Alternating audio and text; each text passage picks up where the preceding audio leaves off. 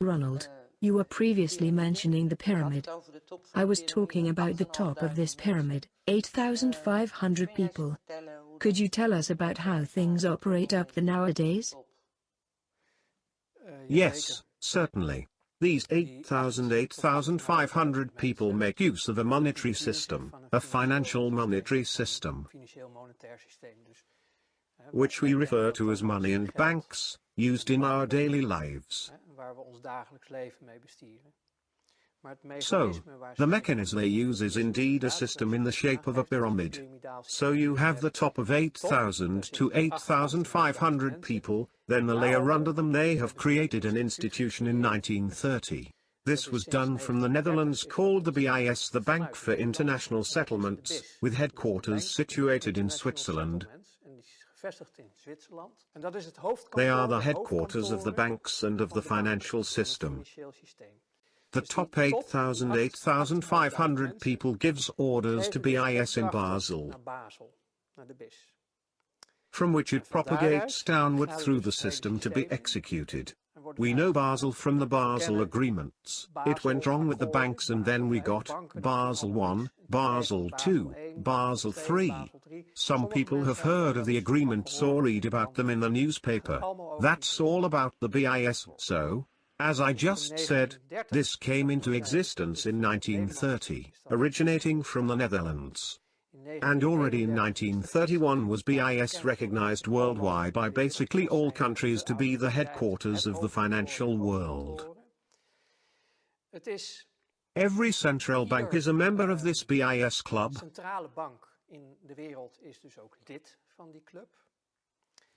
Which is a civil organization, not a governmental one, who have a headquarters agreement that describes in total what the BIS stands for.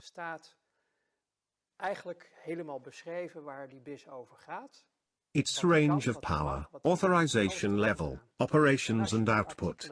When you are reading in these documents what they stand for, they are available on their website. You see how they have incorporated all these rules, recognized worldwide, claiming their independence from Switzerland.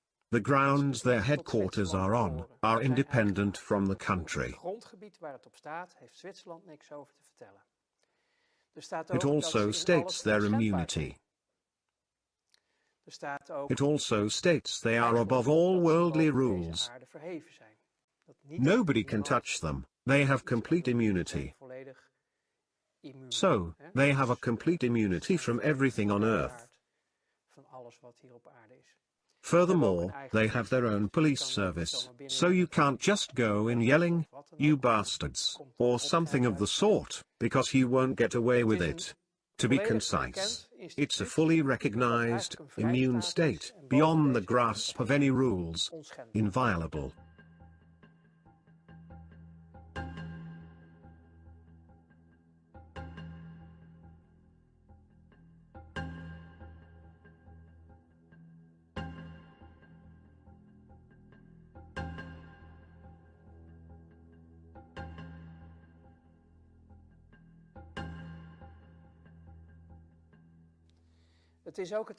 This institute was also the location during World War I and before, in which the so-called enemies, the Nazis and their allies met up, in which they traded gold raided from Jewish people of states or other people.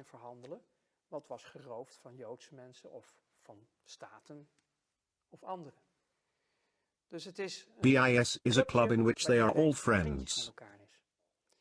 And these headquarters maintain the monetary system as it is and assures the amount of currency.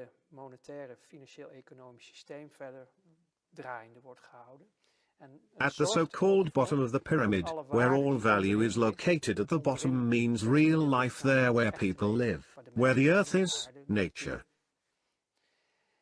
And the real value at the bottom of the pyramid is being extorted. They do this by using the financial system. Under the central bank, the BIS, we find the IMF, the International Monetary Fund.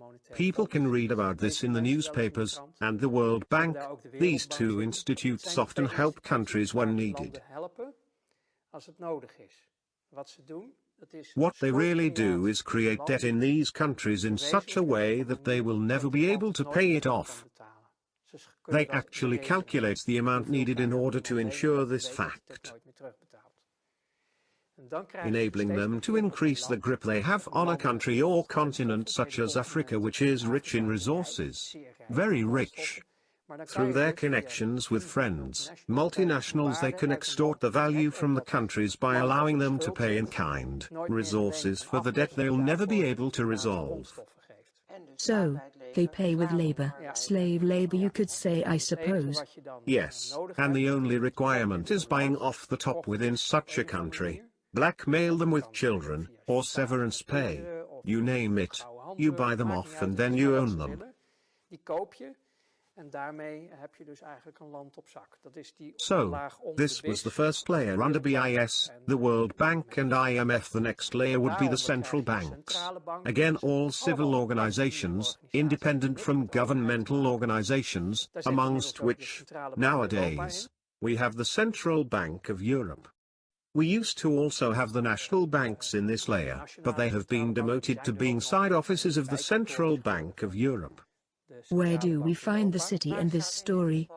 You mean the City of London? This is also a free state. As in Vatican City? Yes, Vatican City. There is also such a place in Washington. There are many free states in the world at the same level, like the BIS in Basel. Vatican Bank in Vatican City is an example of such a free state. When we take the City of London, and we can speak of one of the biggest financial cores of the world, which for example determines the gold rate.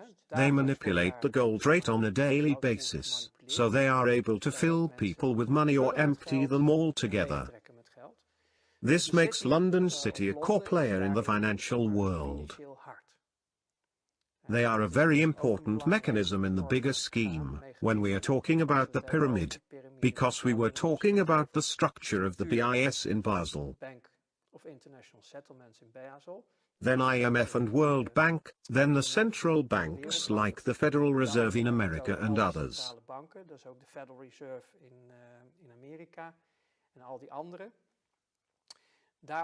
Then the regular banks, but also stock market centers. We are now talking about these free states with immunity from everyone. Free states where nothing and no one can do anything against this, included the people working for these institutes. They also got immunity. Are they on the same level as BIS?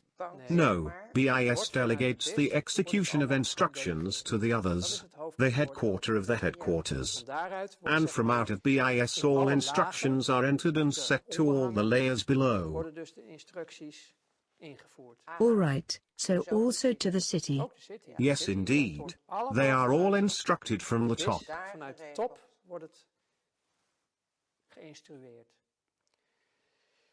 So, to pick up from the regular banks we just mentioned, under them we find the multinationals, and then below we find the governments.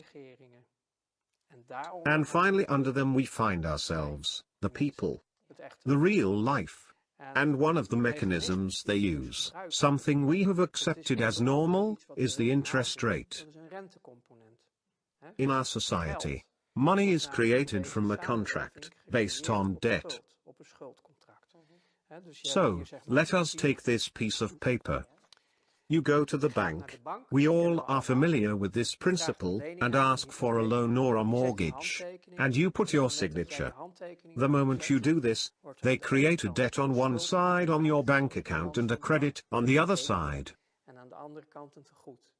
The credit goes to whatever you were trying to buy, car, house, etc.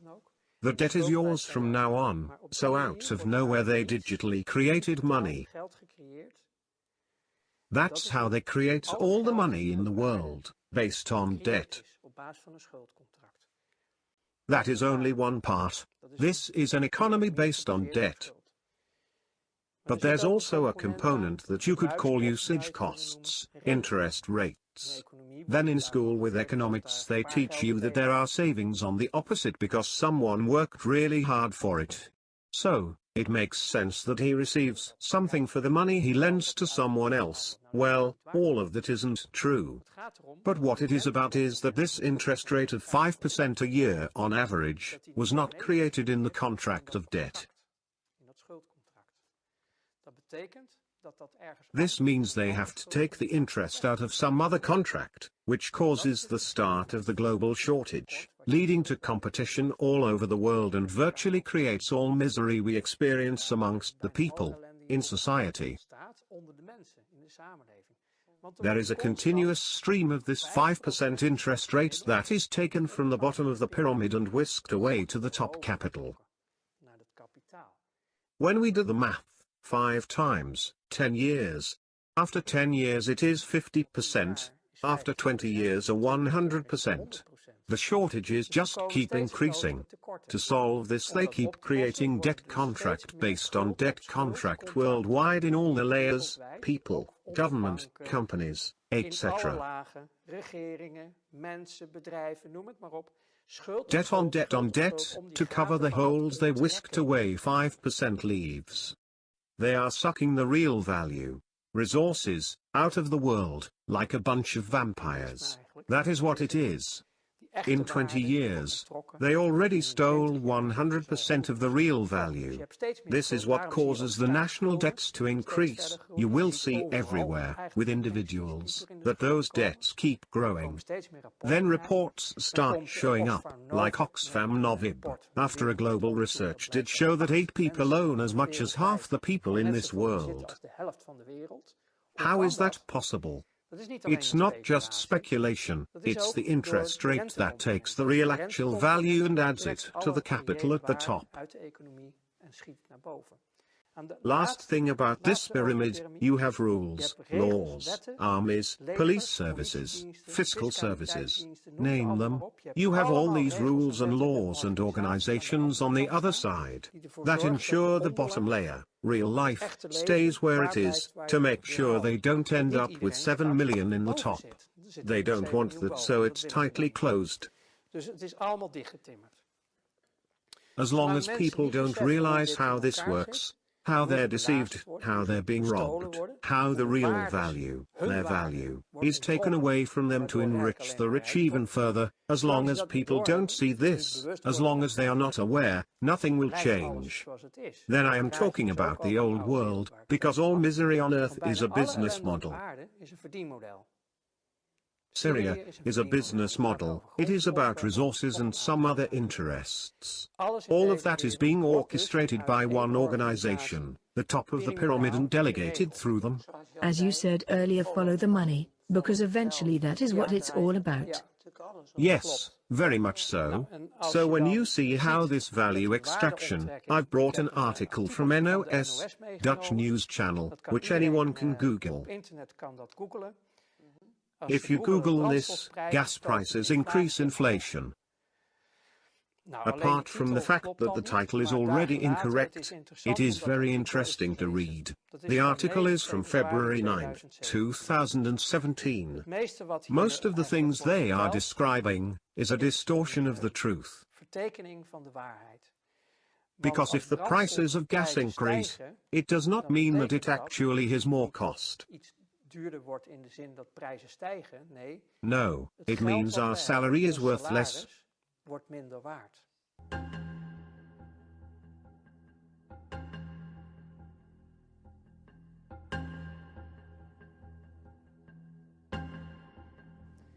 Our currency is being depreciated, purchasing power decreases. That is what inflation is. So, what is found to be very remarkable is the nuggets of truth we do get from them, even though it is from NOS. Because it states, with the adjusted inflation rate of 1.6%, the Netherlands are up to speed again with the European inflation, which averages 1.8% a year. On average, your salary is worth 1.8% a year less, which decreases our purchasing power yearly. This is exactly why in the past one single person with a good job could sustain the entire family and two full-timers can hardly make ends meet and are being trapped in a crisis. Because 1.2 million people in the Netherlands are in debt and won't get out of it anymore. It's not some wild tale. And then the important part, the European Central Bank, you know the one on the top of the pyramid, has tried for the last 2 years, by use of policies for low interest rate and continuous money printing, they create 80 billion of new money every month, using contracts based on debt contracts to increase the inflation within the Eurozone to the desired level of almost 2% per year. Hence, they are stealing 2% a year of our labor and time of production which we are receiving a salary for. They are consciously stealing 2% a year and then they say the prices are increasing. That is a blatant lie. Our money is depreciated. That is what they are doing. So next to the interest rate, we find to be normal, is inflation another way, and inflation is theft. So they extract value in multiple ways. Now we are talking about the financial mechanism the elite uses to extort value, through a financial monetary system, an economic system. They do so through the banks. The banks being the key to this process. We are talking about BSN, Citizen Service Number. I sometimes say, service. I think is it a citizen service number or a citizen slavery number? If people realize where we find ourselves and see we are in a rat race of competition and scarcity, they should research the financial system that only services to better the rich and keep the poor miserable. Interest, a take-home message, interest. According to statistics calculated by economists, is paid by 80% of the people during their entire lifetime. 10% receives some interest and pays some, and the other 10% only receives interest. So this already illustrates the problem at hand. The main portion of humans pays the system their entire lives, and a small portion takes from the system.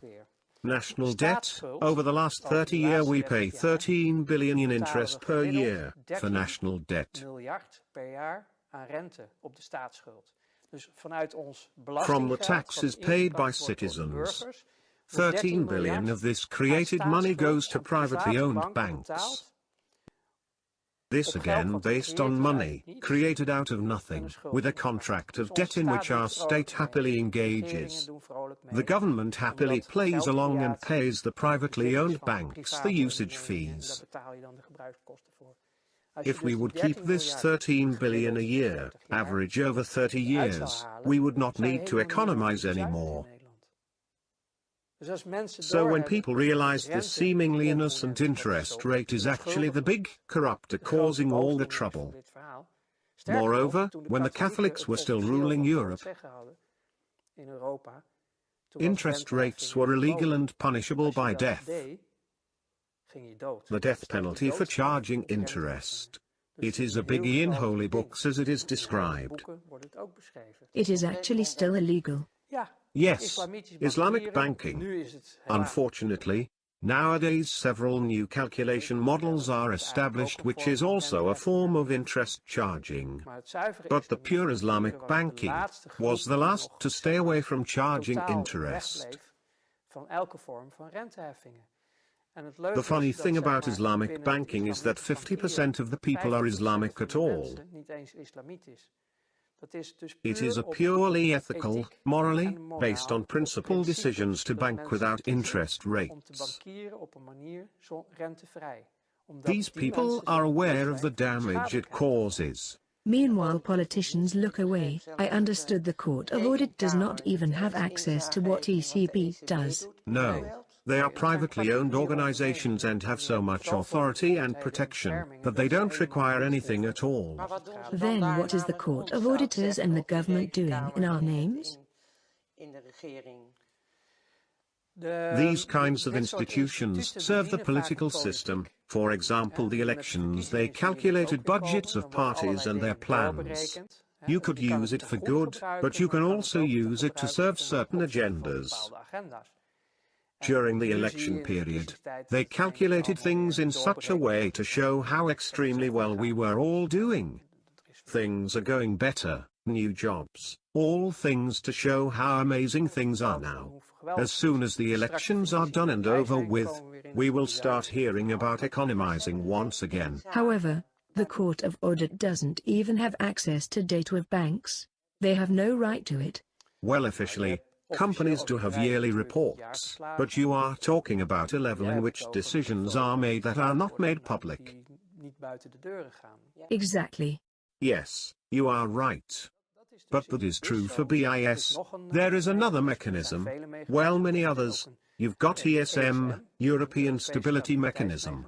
The House of Representatives, I think in 2012, gave 100 votes to create this. ESM is an institute that is again fully protected. Employees are indemnified, they are immune. The organization is allowed to do what they want, nothing is publicly available, as an entity is sort of a free state.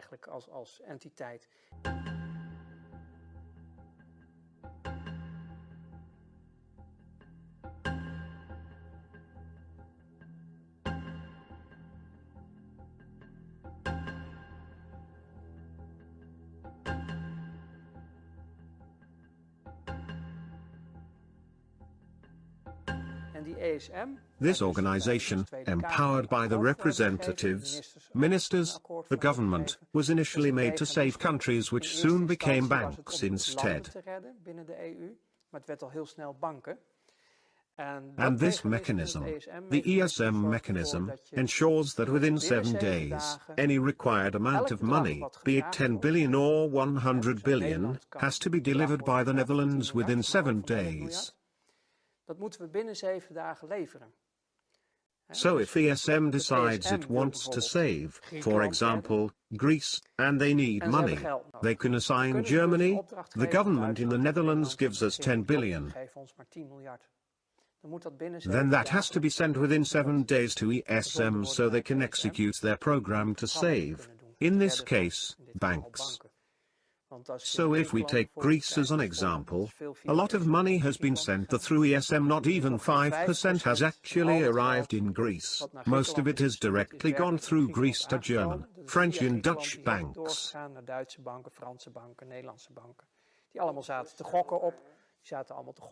They were all betting on Greece and made sure they could buy themselves out of stocks on Greece. So they have freed themselves through these mechanisms. And all that money is coming from us, from our tax money and national debt and so on. All these mechanisms, what we are talking about now, ensure we remain where we are and impoverish more, and of course the rich getting richer.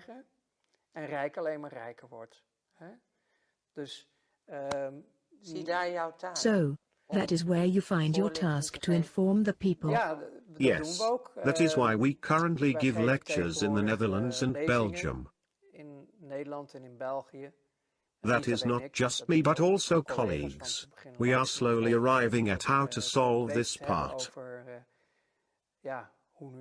Indeed, yes. Because it is all fun. Well, it isn't really fun, but when you get to the bottom of how this world functions, the world I found myself in, and how it still bulldozes over everything, making the world worse and worse with all its programs and agendas. All business models, that includes vaccinations, all of a sudden, a pandemic arises. And the Dutch run to their doctor to get their shots, not to get sick. That is getting less, by the way. Yes, fortunately there is a tendency downward. I remember this other not even existing pandemic. With the former minister Klink, who later had to, after everybody got swine flu or avian flu vaccinations. Of some sort, anyway, very scary. H1N1 or something. Yes, and it turns out he still had many surplus vaccines. And it had to be processed through highly chemical disposal mechanisms. Because of the hazard it formed to all life, to nature. But shooting it into people was not a problem, of course. Anything else was not done, because it was life-threatening. However, that is just a business model, looking at the stocks, after the pandemic, of pharmaceutical industry in the months afterwards. Well, they had peak months. They had billions in extra profit. So, multinationals also play a key role in this game. You can determine this, not just me. Many academics have been reporting this as well. The multinationals and banks have become the dominant players in this world. On this earth. They use all these systems and mechanisms we just mentioned, the free states. That is very important, because we granted them the required immunity.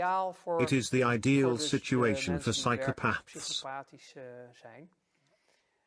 Like a father saying to his child, do whatever you want, I'll take care of it. In a way, it all boils down to that. They get away with anything. It's the world's biggest villain's wet dream they have created. That is what leaves us in the situation we are in now. Brussels currently dictates over 80% of what happens in the Netherlands. There are currently all sorts of campaigning to get everybody to vote, which is to make you agree with the current system. And to instill the illusion that we live in a democracy. To make one feel like they have contributed to the democracy and real change is about to happen. But if people are looking back at the last 40 years, what has actually changed? Which of the political topics have actually made a change in the campaign? It's the mask they are wearing that changes, the core remains. Because nothing of the people who are dedicating themselves to these parties, they are decent people that stand for their principles and do want to make a change. However, as soon as the coalition has to be formed, they are sworn in not on the people, but on the higher powers, for example in this case, the king.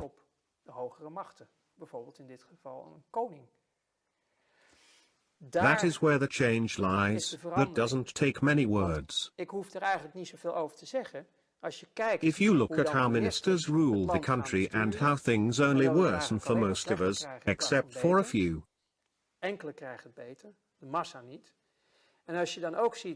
And you also look at the political careers of these people and where they end up. I end up thinking, okay. The literal meaning of minister is servant. But who are you serving if I look at the pattern of your career during your service but also afterwards?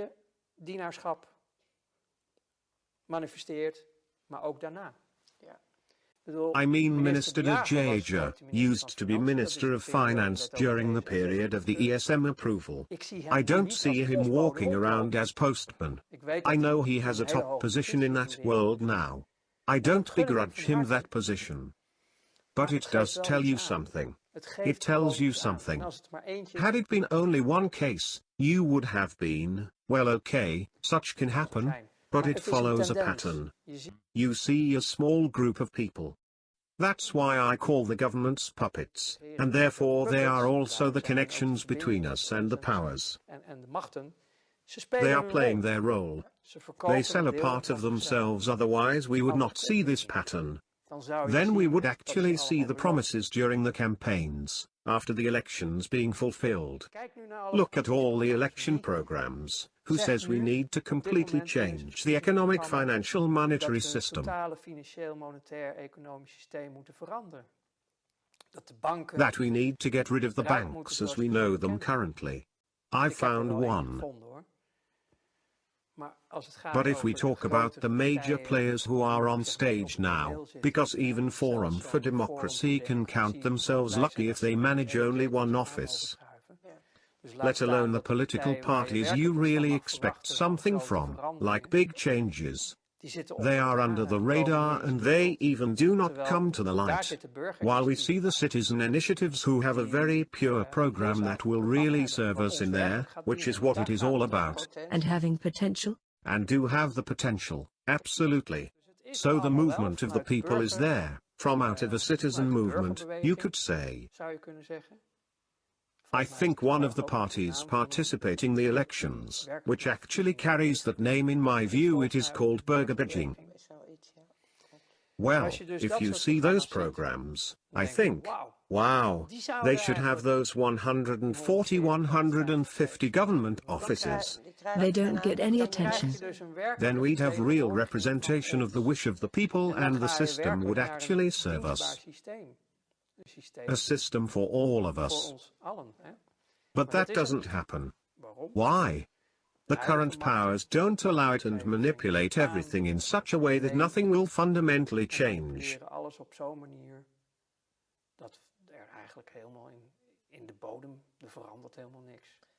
Using the media. Because they don't get any attention in the mainstream. People don't even know these parties exist, which is obviously a serious matter. It is only locally, here and here, a bit of this and a bit of that. They don't have the means to break through. You don't only need support, you also need money. You need connections to get into the mainstream.